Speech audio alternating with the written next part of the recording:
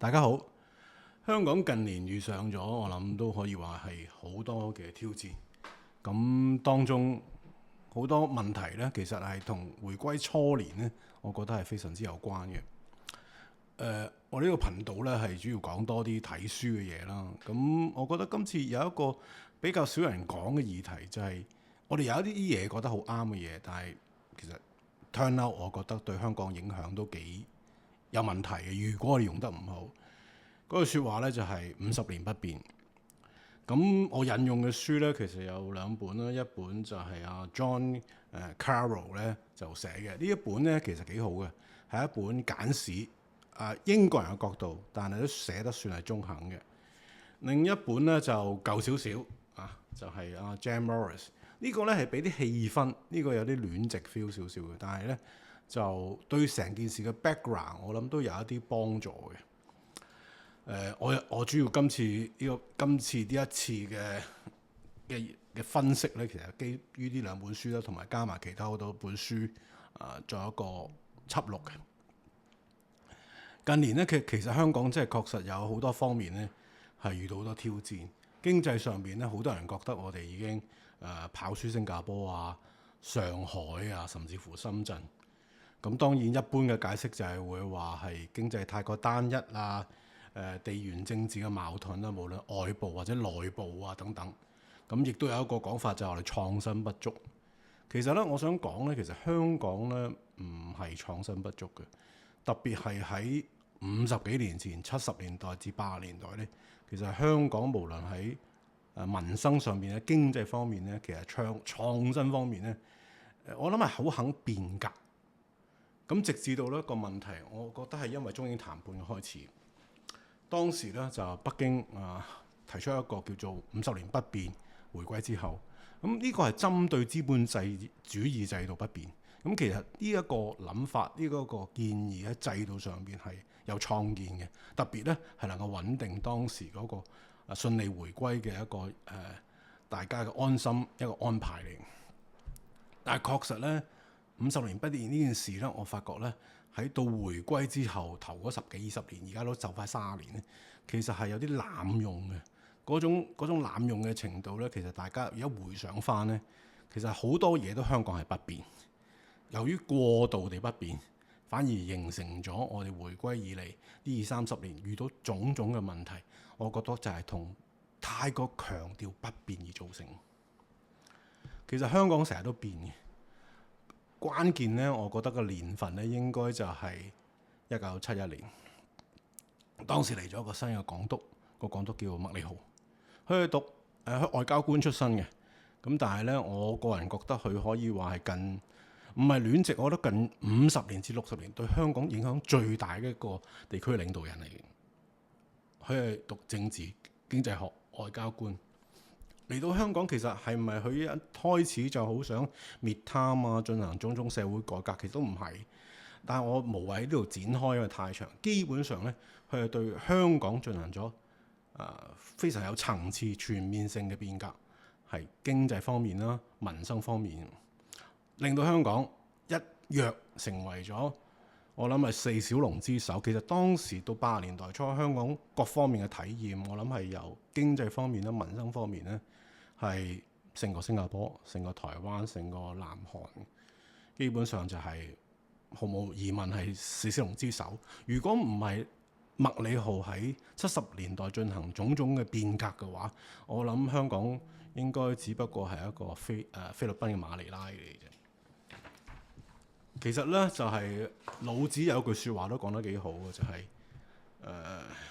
禍兮福所依。咁本來70年代麥理浩啱啱嚟到香港嘅時候，其實香港嘅處境唔係特別好，困難重重。因為1967年之時咧，正正係爆發咗香港一個非常嚴重嘅暴動。嗰場暴動之後咧，英國嘅統治者啦、殖民政府啦，都要思考就係點樣管治落去。咁結果麥理浩其實喺之前已經有好多醖釀，但係麥理浩確定落實咗。我諗係同當時有啲偶發事件，就係例如係葛柏案啦。結果咧係1974年成立廉署，好迅速。香港制度性嘅貪污方面咧，係用咗4-5年，基本上80年代初公務員嘅大規模貪污基本上已經係杜絕咗。同一時間，麥理浩亦都提出咗好關鍵嘅大量嘅新市鎮落實，沙田啊、屯門啊、粉嶺、大埔、上水全面係一個接一個。事實上，到香港嘅新市鎮嘅迅速發展咧，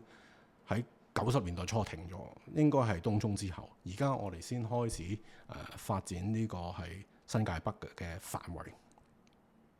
另外，我諗就好明顯啦，就係地下鐵啦嘅建設啦，仲有就係當時嘅180萬嘅10年建屋計劃，將180萬人搬入去公營房屋入邊。新加坡都派人嚟仿效當時嘅居屋啊同埋公屋建設。咁仲有9年免費教育啊，中文成為法定語言等等等等。佢短短嘅由71年做到82年11年，對香港進行嘅變革，可以話係奠定咗香港步入現代化嘅關鍵。咁之後就係中英談判啦。中英談判由於要穩定要壓到一切，50年不變確實對香港人、商家各方面喺資本主義穩定方面確實係提供咗一個好重要嘅保障，大家係樂見嘅。但係我覺得整件事而家回想翻上嚟，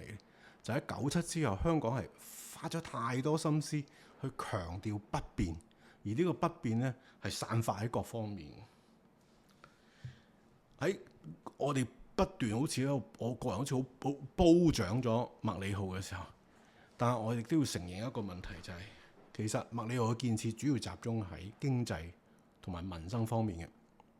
其實民主制度佢係冇乜建設嘅。當時應該有一個記者，我記得好似叫休斯 Hurst 啊，佢係形容都幾貼切嘅。佢就話香港嘅民主制度咧係好乾淨利落嘅，係行政同立法都係以殖民統治方式進行，而不以為恥。另外就係中央政策組首席顧問第一任嘅首席顧問顧汝德，佢話其實回歸談判一國兩制確立咗之後，其實80年代中英聯合聲明已經簽署啦。其實過半數高級公務員都係英國人嚟，甚至乎最後10年最高級涉及到敏感職位嘅都係由英國人擔任。我想講嘅 point 就係話咧，其實係不變咧。如果我哋喺97而家回想翻上嚟嘅話，我哋不變咧係公務員制度不變，但係當時我哋華籍嘅公務員大部分都係有一種表面可能你係政務官 E.O. 唔係 E.O.A.O. 但實際上咧喺到接掌管治嘅時候咧，好多時只係執行嘅角色，而最頂層嘅權謀策略咧，其實咧我哋係突然之間97年之後係脫節嘅。我哋唔討論呢樣嘢，我哋基本上係冇呢一批人。而學養方面咧，大家要留意喎。我分析過咧，就係港督咧，其實最後嗰4任入邊咧，麥理浩就係讀政治經濟啦，跟住嘅尤德又好，衛奕信又好，同埋彭定康都好咧，都係讀歷史系。但係講翻香港到回歸之後咧，其實歷任嘅特首咧，佢都唔係讀文科歷史，係有啲係讀我諗係地產啦，即係物業建造啦，或者社會福利。其實反而權謀嘅歷史係咧，係喺我哋頂層架構係冇咗嘅。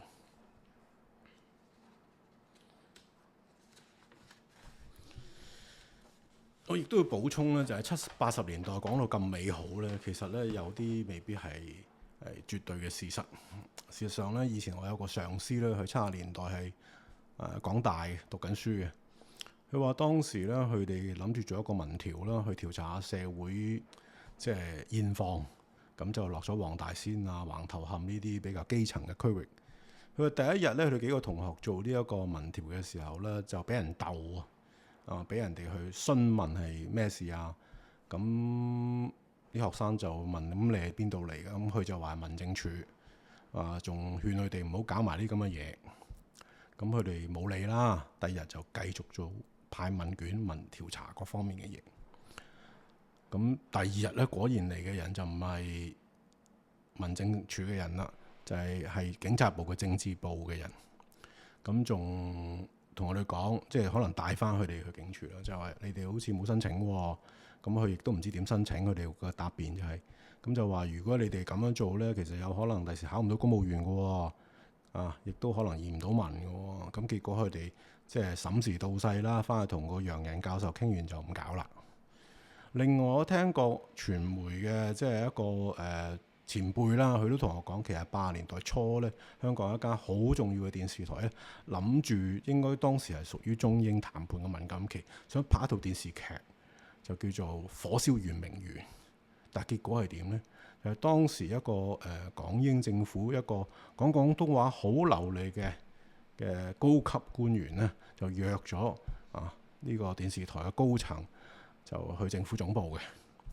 咁閂埋房門咧，就成個 file 抌過去，就話佢哋查過啦。你哋拍埋啲咁嘅嘢做咩？大家要記得，火燒圓明園係英法聯軍咧，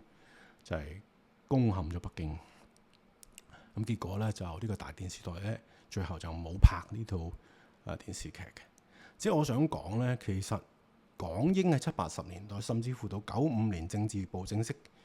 閂門之前呢，其實係英明威權管治嘅。佢哋喺一般嘅自由給予你哋言論自由啦，但喺經濟上邊咧，喺民生方面做咗好多值得稱許嘅事咧。但係喺管治政治方面，絕對係典型嘅威權管治嚟嘅。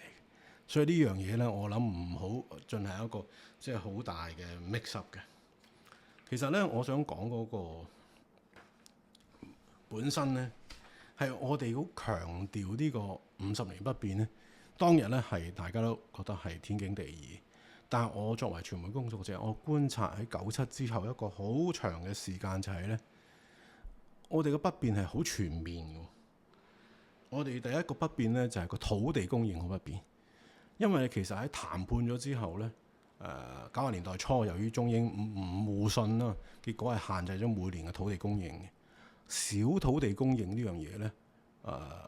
係咪刻意高地價就好難講，但係總之咧，唔好供應咁多土地出去咧，呢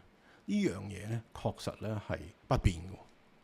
咁係好不利於香港進行一個產業升級啊，又或者係全民即係個居住條件改善呢樣嘢都不變。當時嘅潛意識就好多嘢都不變。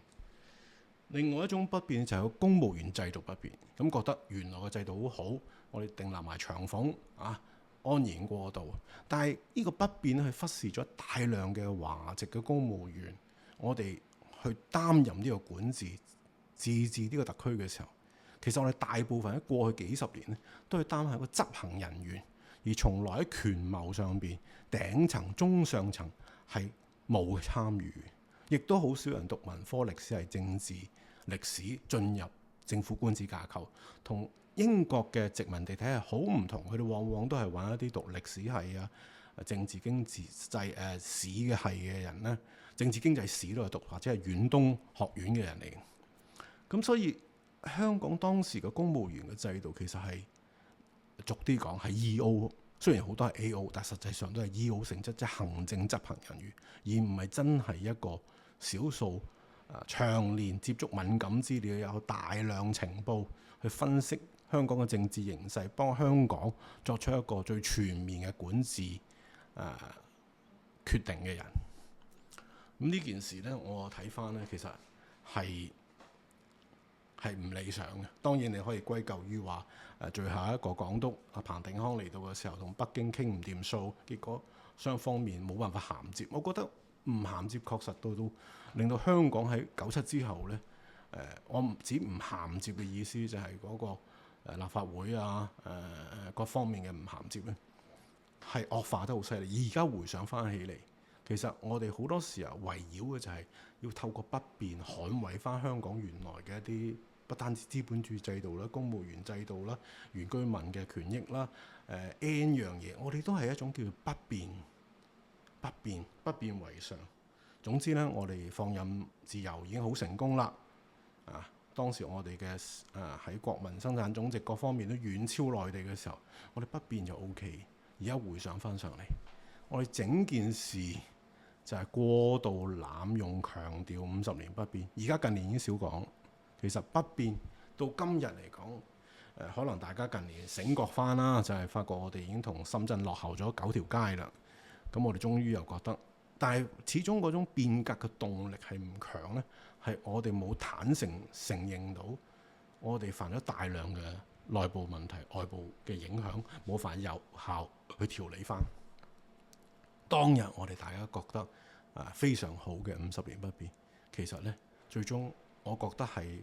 我哋嘅社會，特別係精英階層有啲濫用。總體嚟講呢，而家回想翻就事過境遷啦，但係呢，就確實呢係好值得再去沉澱一下諗翻。而家係咪話可以就咁當呢件事過去？